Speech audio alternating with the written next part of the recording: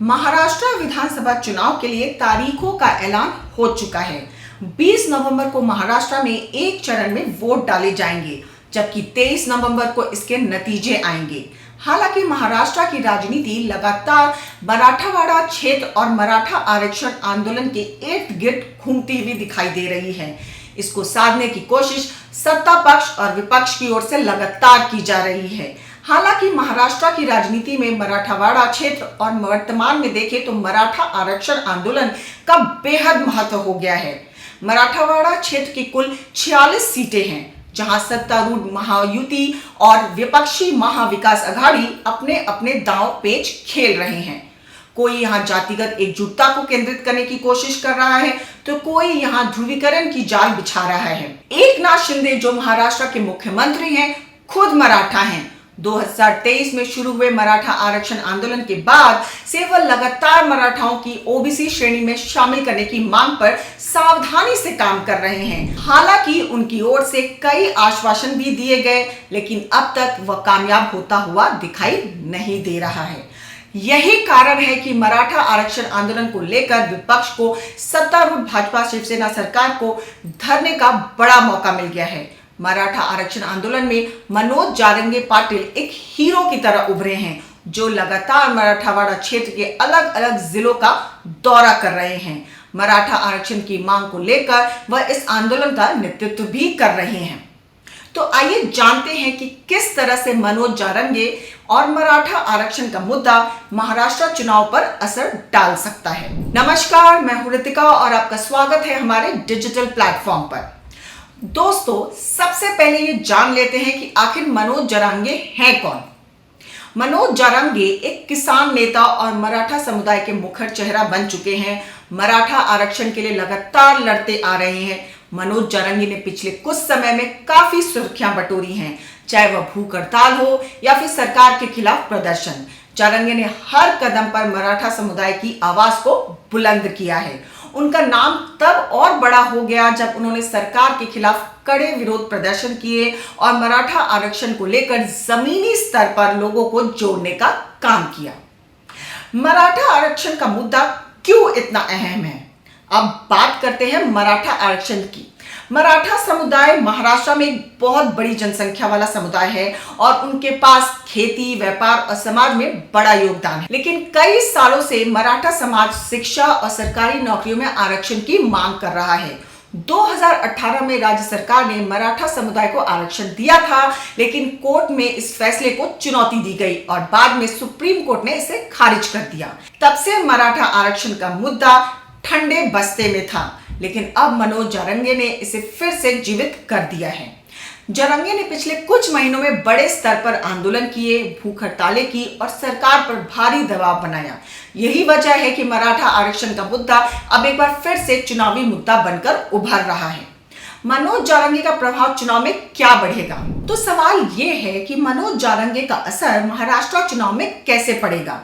दोस्तों, महाराष्ट्र के चुनाव में हमेशा से जातिगत समीकरणों की बड़ी भूमिका रही है और जब हम मराठा समुदाय की बात करते हैं तो एक बहुत बड़ा वोट बैंक है। मराठा समुदाय लगभग 30% वोटरों का प्रतिनिधित्व करता है और ये वोटर कई चुनावी सीटों पर निर्णायक भूमिका निभाते हैं। ऐसे में अगर मराठा आरक्षण का मुद्दा गरमाया तो ये सीधे तौर पर चुनाव परिणामों को प्रभावित कर सकता है। मनोज जारंगे इस मुद्दे को उठाकर मराठा समुदाय के दिल में जगह बना चुके हैं। वो मराठा आरक्षण के सबसे बड़ा चेहरा बनकर उभरे हैं और मराठा समाज में उनकी एक गहरी पकड़ बन गई है। ऐसे में जारंगे का हर कदम, हर बयान, हर आंदोलन चुनाव के समीकरण बदल सकता है। अब सवाल ये भी है कि क्या महाराष्ट्र सरकार इस दबाव को झेल पा रही है? पिछले कुछ समय से हम देख रहे हैं कि सरकार लगातार मनोज जारंगे से बात कर रही है, उन्हें मनाने की कोशिश कर रही है। मुख्यमंत्री और अन्य नेता बार बार कह रहे हैं कि वो मराठा आरक्षण के पक्ष में हैं और इसके लिए सही रास्ता तलाश रहे हैं, लेकिन अभी तक कोई ठोस समाधान सामने नहीं आया है। जारंगे के समर्थक और मराठा समुदाय के लोग यह सवाल उठा रहे हैं कि आखिर सरकार इतनी देरी क्यों कर रही है। अगर चुनाव से पहले इस मुद्दे का हल नहीं निकला तो ये सीधे तौर पर सरकार के खिलाफ में भी जा सकता है और यही वो बिंदु है जहां मनोज जारंगे और मराठा आरक्षण का मुद्दा महाराष्ट्र के चुनावी माहौल में एक बड़ा मुद्दा बन सकता है। अब आते हैं सबसे बड़े सवाल पर, क्या मराठा आरक्षण इस चुनाव में सबसे बड़ा मुद्दा बन सकता है? दोस्तों, इसका जवाब है हाँ, बिल्कुल। अगर महाराष्ट्र की राजनीति को समझें तो आपको पता होगा कि मराठा समुदाय का समर्थन हासिल करना चुनाव जीतने की कुंजी होती है। हर पार्टी, चाहे वो बीजेपी हो, शिवसेना हो, एनसीपी हो या कांग्रेस, सभी जानते हैं कि मराठा वोटर का समर्थन पाने के लिए उन्हें इस मुद्दे पर स्पष्ट रुख अपनाना होगा। मनोज जारंगे ने इस मुद्दे को एक बार फिर से जनता के सामने ला खड़ा किया है। ऐसे में यह देखना होगा कि क्या चुनाव से पहले इस मुद्दे का कोई समाधान निकल पाता है या नहीं। अगर नहीं तो यह मुद्दा सीधे तौर पर उन पार्टियों के खिलाफ जा सकता है जो मराठा आरक्षण का समाधान नहीं निकाल पाए। अब सवाल उठता है कि चुनावी दल इस मुद्दे को कैसे हैंडल करेंगे। देखिए, बीजेपी और शिवसेना की सरकार अभी राज्य में है, तो उन पर यह सबसे बड़ा दबाव होगा कि वह किस तरह से इस मुद्दे का हल निकालें। वही कांग्रेस और एनसीपी इस मौके को हाथ से नहीं जाने देगी और उस मुद्दे को लेकर सरकार को घेरने की पूरी कोशिश करेगी। शरद पवार और उद्धव ठाकरे जैसे नेता मराठा समुदाय से आते हैं तो उनकी जिम्मेदारी भी बड़ी है।